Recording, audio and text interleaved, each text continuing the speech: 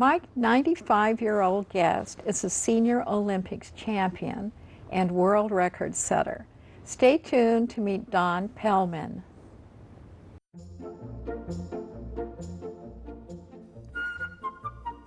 Welcome to The Better Part, a program that encompasses a diverse spectrum of topics important to our community, which we hope will both inform and entertain you. We invite you to sit back and enjoy the program.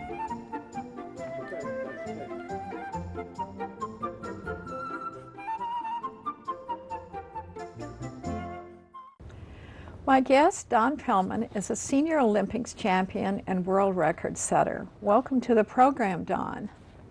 Glad to be here. You've been creating a lot of excitement at the Senior Olympics. Tell us first of all about the Olympics, the Senior Olympics. What are they and so forth? Well, I didn't know what they were until my oldest son 25 years ago said, "Why don't you try the Senior Olympics?" And I said, "What is it?" And he said, "It's something that goes on all over the country and for people 50 and up in 5-year brackets." So I looked locally and found out we had a local meet coming up, and so I entered and did real well, and that was the beginning of 25 years of Senior Olympics. Oh my goodness. And 25 states too. So they do they have it like in a different state every year? Every state has a meet at least once a year, and then there are local meets, and then there are national meets every second year, and then there are a few international meets, and so there's always plenty to see and to do. So tell us about what happened in Colorado. Well, when I was 90 years of age, I visited my nephew who lives in the Denver area, and we had a meet at the state meet was in Fort Collins, Colorado, and I entered that first time I had entered a meet in Colorado, and it was a 2-day meet, which is an unusual thing. Most of them are 1 day, and this 2-day meet I had 8 events, and I set records in 7, and we had certified people there to okay, all the marks that I had made, and they were submitted into the national committee and accepted, and finally the international committee. And so it was rather unusual to have anyone set more than 1 world record in a day, and I had set 7, so that was my high point of the career, I guess. So some people would just maybe set 1 record because they specialize in 1 event, but you did 8? You did 8 events? Yeah, most people that specialize in the dashes do nothing but the running. And the same way with people who throw the weights or do the jumps or the pole vault, they do 1 thing. Dr. Bell from Arkansas is a pole vaulter and has been setting world records, but that's the only event he does. And I ran into a javelin thrower from St. Louis, and that's all he ever did. So when I entered meet and then did the runs, the 100 and the 200, and the high jump, long jump, triple jump, and the pole vault, and the weights, why it was unusual for anybody to compete in that many events. But I had done the same in the national meet at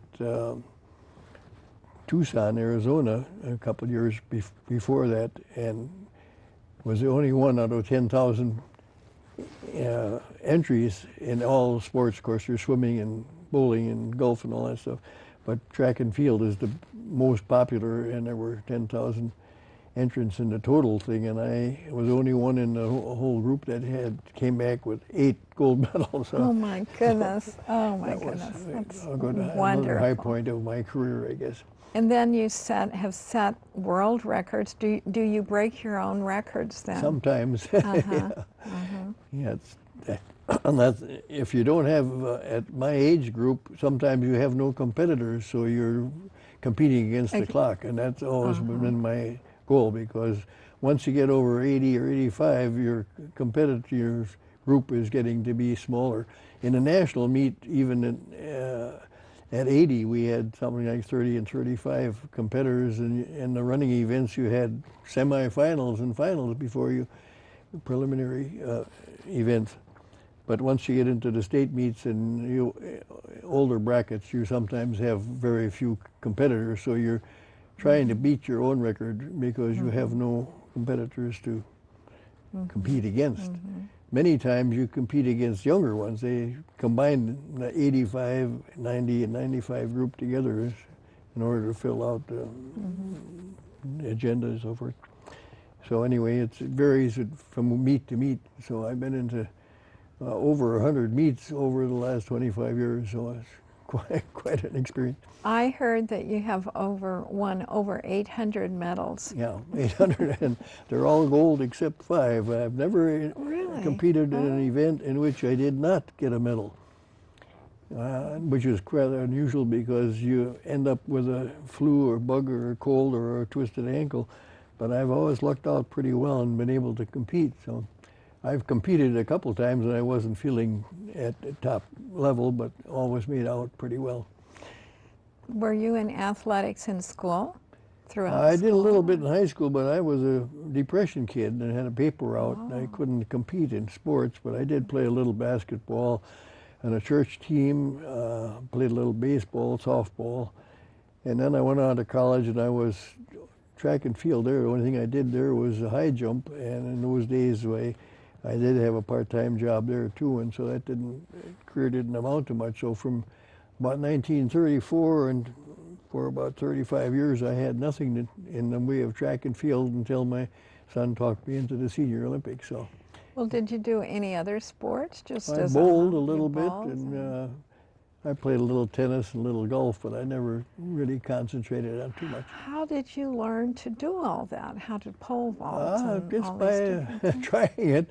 And the sad part is that I really needed a coach and a trainer, and I never did have it. I think I could have done far better if I had, you know, a trainer or a coach. And of course, the difficult events are pole vaulting and high jumping. You have to have some place to practice that, and the only chance you'd get on the average was to go to the high school track and field area and get permission to try the pole vault, and that was only a few weeks a year. So the high jump and the pole vault are very difficult to do much practicing. You can always run and you can do some jumping and you can throw the weights, but pole vaulting and high jumping are very difficult to do any training or practice with. So I would assume that most of these men competing in this Senior Olympics probably had a lifetime of, you know, doing these events and maybe being coached. So you went in just cold and outdid them all. Just think what you could have done if you'd started out young. You could have been an World Olympics winner, I'm sure. I'm wondering now what kind of work you did in your younger years when you were working. Well, I was a machine shop tool and die maker. I served an apprenticeship and then worked for General Motors, and I got into the Apollo program and became a supervisor and finally a superintendent of a department, and spent all my life in a machine shop and on some very interesting programs. During the war it was supercharger planes, and that because they were so vital, they gave me deferment, so I never did into the service. I always feel a little bit guilty about the fact that I was a healthy young fella and never served in the armed forces, but they kept giving us deferments.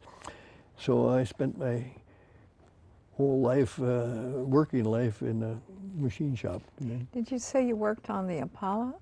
Yeah, we worked the Apollo program for many years, and we did a vital part. The General Motors division that I worked for was not an automotive division. We did guidance and navigation for the Air Force and for the government, and we did the guidance and navigation for the Apollo program, so we were quite involved.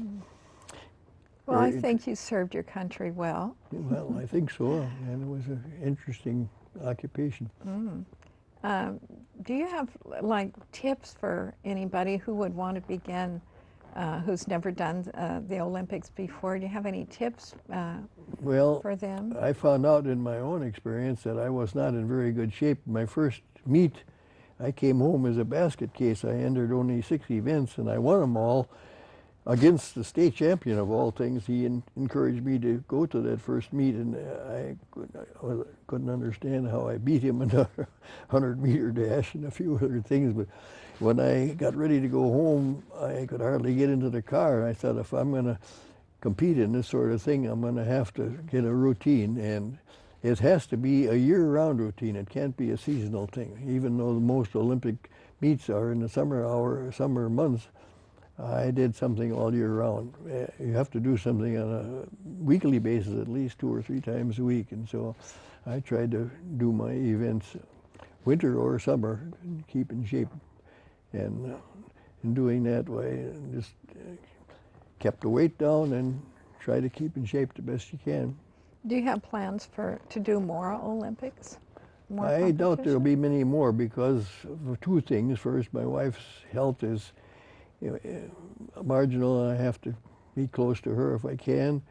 And the cost, and most meets are out of town, so it costs you transportation and motel, hotel It's a rates, big hassle now, isn't it? plus the entry fees, of course. So over the 25 years, I invested quite a bit of my own money in going to meets and entering meets and so forth, but I thought it was well worthwhile. You're an inspiration, really. Now, if someone wanted to enter, how would they enter? Almost every state Olympic committee has an email address, and you can find out what the meets are. There usually are regional meets, 4 or 5 per state, plus a state meet every year, and as I said before, a national meet every 2nd year. And you can get an entry blank and enter most of these meets without too much of a problem. What's it like? Now, they last, you said 1 day, and sometimes 2.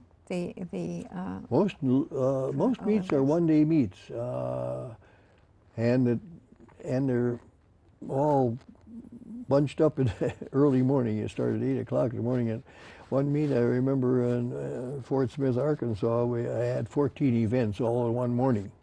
I came home with 14 gold medals that day.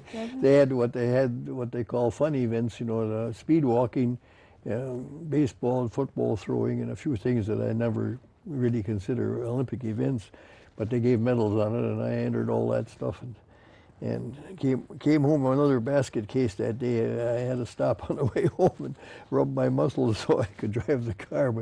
But the local meets are always 1-day meets. State meets are sometimes 2 or 3 days. The national meet was a 3-day meet, and then they have one up in Utah called a Huntsman International meet, and that's a 3-day meet, and it's international. They have 30 or 40 different countries represented. I've been in that one a couple of times and did real well in that also.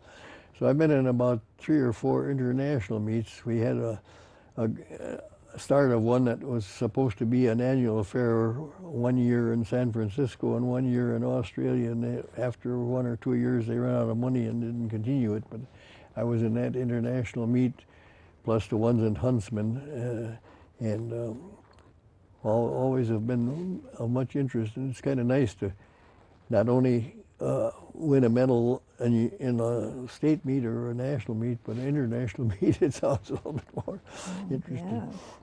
Well, the whole world knows you then, all these I don't know about people that. I do athletes, I'm email sure. a good friend in Germany and one in Australia, and I never competed overseas, but there are meets all around the world. Now, the day of the event, so everyone arrives there early, and then how does it work? They probably give you a brochure that tells you. They give you a number. Mm-hmm.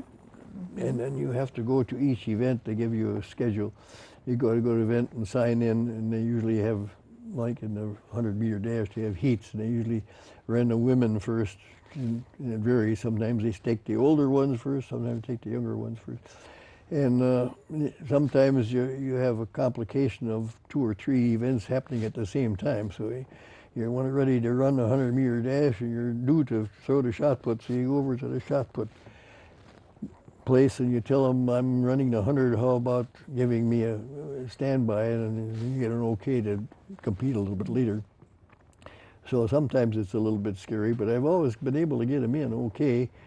And meets are usually run by amateurs, you know, high school and college kids, and sometimes they're done really professionally, and sometimes it's pretty bad. But it is interesting, and it varies a lot from state to state, and I had some favorite ones, and luckily most of the ones that I liked a lot, Missouri and Oklahoma and Arkansas meets were most of the ones that I did every year. And I did the Arkansas meet about 20 years in a row, and that was probably my most active area.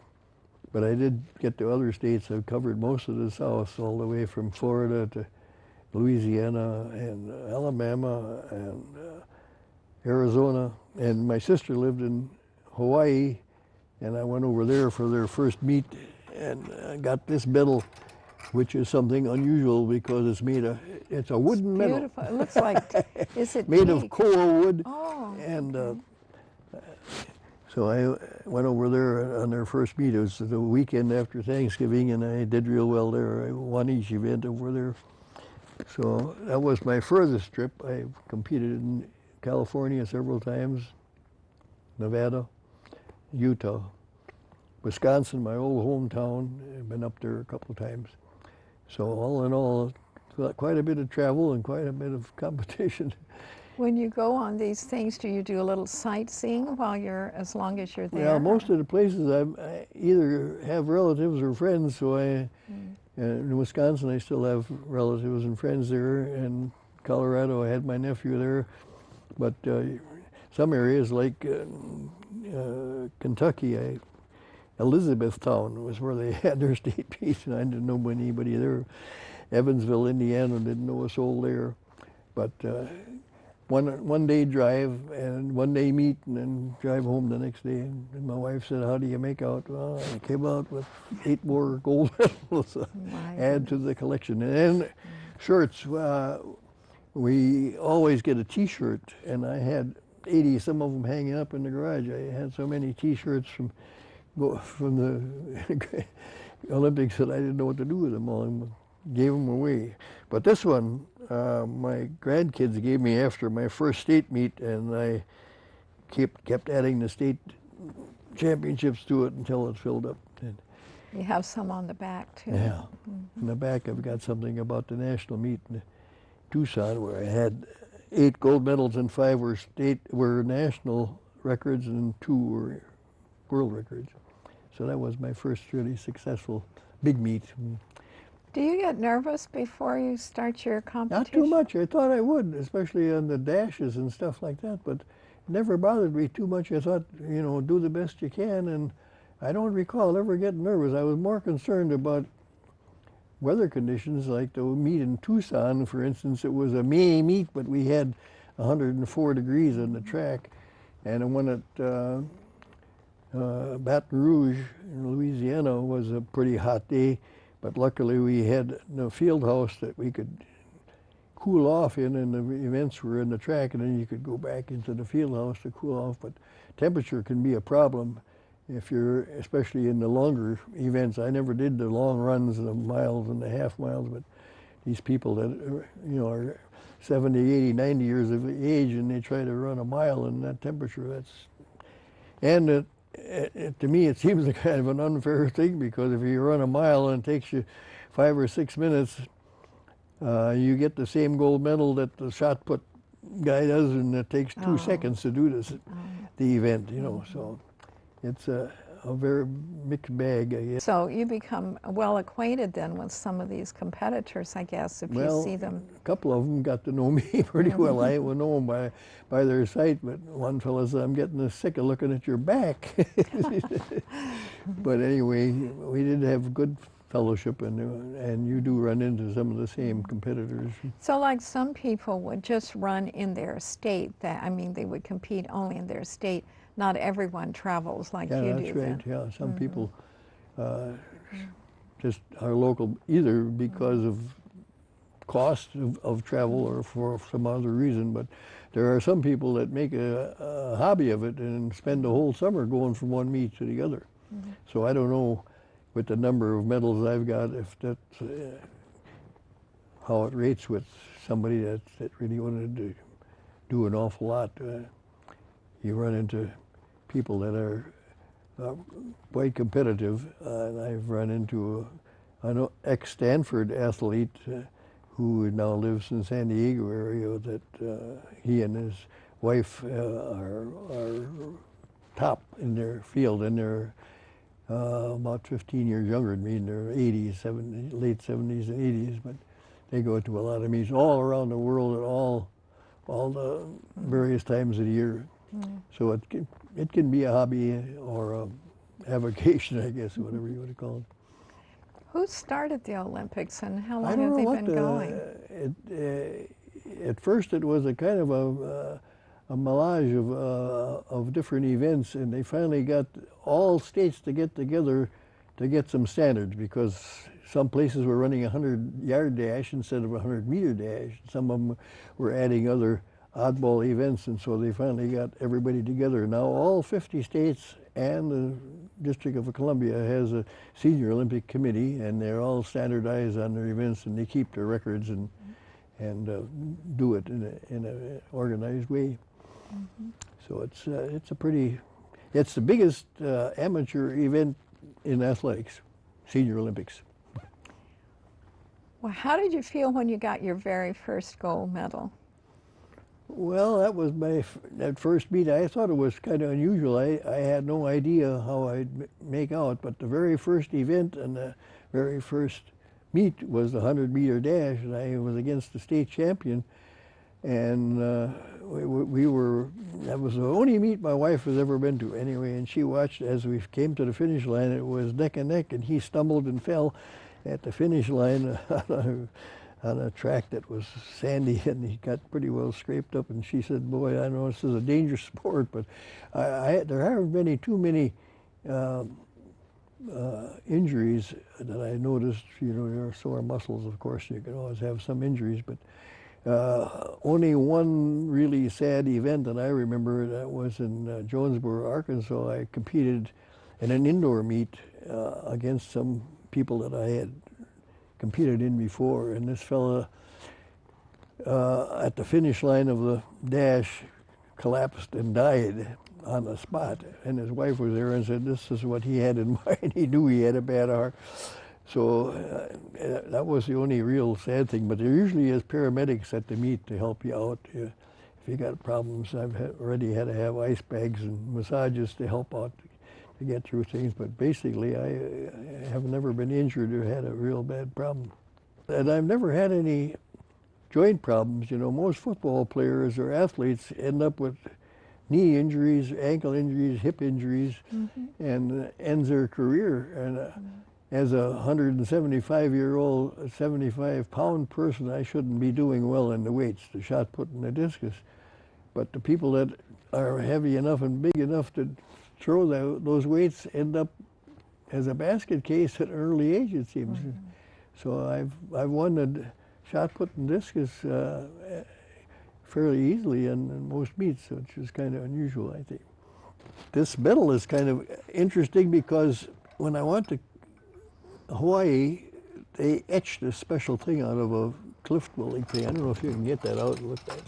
But anyway, that's the only wooden medal I had, made of koa wood. And they announced at the beginning of the meet that since these were so expensive to produce, they were going to limit it to 3 or 4. And I had won 6 events, and so they gave me second place medals for the other one. Oh. And then at the closing ceremonies at the end of the meet, they gave me one more like this, etched with gold, because I was a high point man in the meet, so that was unusual. And my sister, who had never seen me in the Olympics, was living there and was very proud of me because I came all the way over to Hawaii at Thanksgiving to see her and won the meet there. That was their first meet that Hawaii had. Now they've had them every year since that time, and I've never been back beyond that thing. This one is an interesting medal because I got that last year at Stanford. It's the heaviest and biggest one I ever got. But most of the medals are some of them were pretty junky, some are even plastic, but I do think they at least should be brass plated so they look like gold. And so and some of them don't have too much gold on them, but I try to, on the better ones, I try to put something on the back to remind me of how or where I won the medal a and good what my idea. performance was. But I had a whole box full when we moved from Wisconsin. I gave a whole box full to my son who stayed there. I said, make some kind of a display out of it. And I gave some away to all the people in my bowling league, and I gave them away to friends because I just had too darn many of them.